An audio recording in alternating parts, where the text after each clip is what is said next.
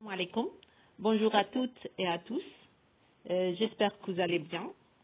Donc, toujours dans l'aspect de la psychologie de développement, on va parler dans ce cours d'un angle, un regard ou bien d'une vision importante qui est la théorie du behaviorisme ou bien le comportementalisme ou bien les théories de l'apprentissage qui résultent de la naissance du comportement humain. Donc, on a les auteurs principaux de cette approche qui sont Pavlov, Skinner, Thorndike. Ils consacrent leur travail ou bien leurs travaux avec l'animal. Puis, John Watson, il a reformulé cette théorie autour du behaviorisme humain. Le behaviorisme émerge en premier temps en Russie à la fin du XIXe siècle, en réaction à la difficulté des approches subjectivistes, mentalistes et introspectives. Le behaviorisme considère la psychologie comme une science naturelle, fondée sur des faits empiriques, objectifs, c'est-à-dire des faits observables. On peut les toucher, on peut les mesurer, on peut faire des expériences et puis aboutir à des lois scientifiques ou bien des lois psychologiques. Et par là, la personnalité est considérée comme un ensemble de comportements déterminés et non pas une structure interne. Le behaviorisme rejette la notion de l'inconscient parce qu'il est non palpable, on ne peut pas le toucher. Pour vous rappeler, l'inconscient est l'objet d'étude de la psychanalyse, elle est éprouvée par le biais de l'introspection. L'introspection, c'est l'estépan, qui veut dire le fait de plonger dans le soi-même et faire l'auto-analyse du soi-même.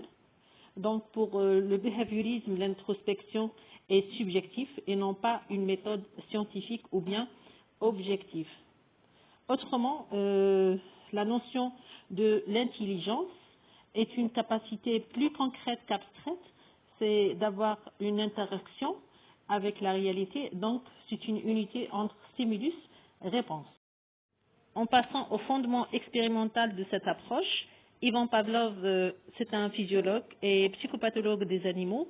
C'est considéré comme le premier précurseur du courant du behaviorisme. Il a parlé du conditionnement classique, ou bien on l'appelle conditionnement pavlovien. Conditionner un comportement consiste à faire apprendre ce comportement. Donc, pour Pavlov, il a consacré 3 temps pour son expérience avec le chien. Alors, passons à l'expérience de Pavlov. On a dit qu'il a consacré 3 temps pour son expérience. En premier temps, il a présenté la nourriture à un chien. Donc, il a observé un réflexe de saliver chez ce chien. Dans ce temps, la nourriture considérée comme stimulus inconditionnel, c'est-à-dire naturel, est liée ou bien elle va déclencher la salivation qui est la réponse inconditionnée.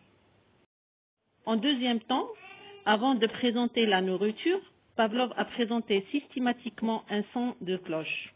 Et donc, la présence du son de cloche, on l'appelle stimulus neutre, et la nourriture, stimulus inconditionnel, c'est-à-dire naturel, déclenche la salivation qui est la réaction inconditionnelle.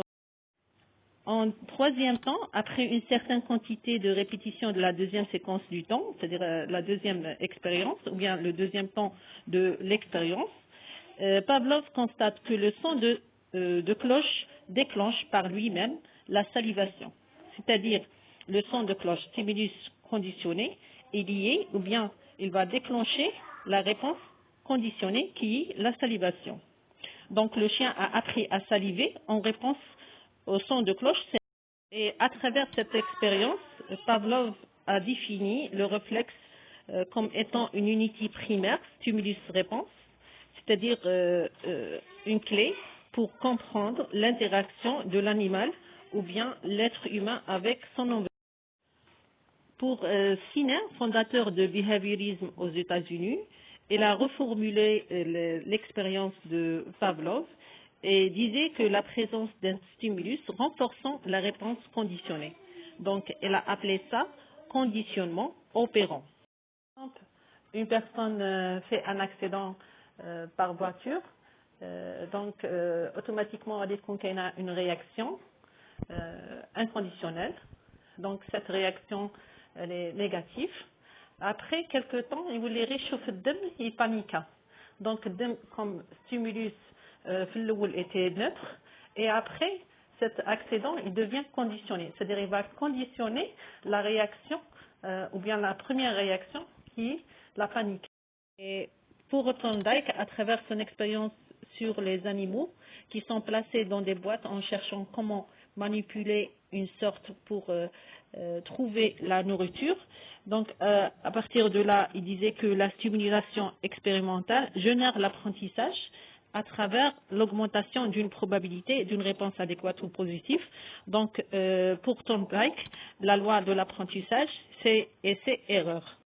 Donc, en conclusion, on a deux lois de l'apprentissage. La loi de l'exercice et de la répétition, concernant l'expérience pavlovienne, on l'appelle conditionnement classique, et la loi de l'effet, le contrôle de l'apprentissage par ses conséquences, concernant Skinner et Thorndike. Et à travers ces expériences comportementales sur l'animal, G.B. Watson aux États-Unis a reformulé une approche behaviorisme humain ou bien le comportementalisme humain. Il a conclu que les expériences de l'individu ont un rôle de facteur du conditionnement du comportement et façonnent l'adaptation future. Elle a rejeté la notion de stade successif structurant le développement de l'individu, c'est-à-dire pour lui, le développement de l'individu est toujours une démarche continue en fonction de l'apprentissage. Concernant la vision générale de l'enfant, on va revenir de l'expliquer après avoir expliqué la perspective psychanalytique concernant le cours, les notions de base du champ psychanalytique et le développement psycho-affectif. Et voilà, en attendant de vos questions, je vous remercie de votre attention.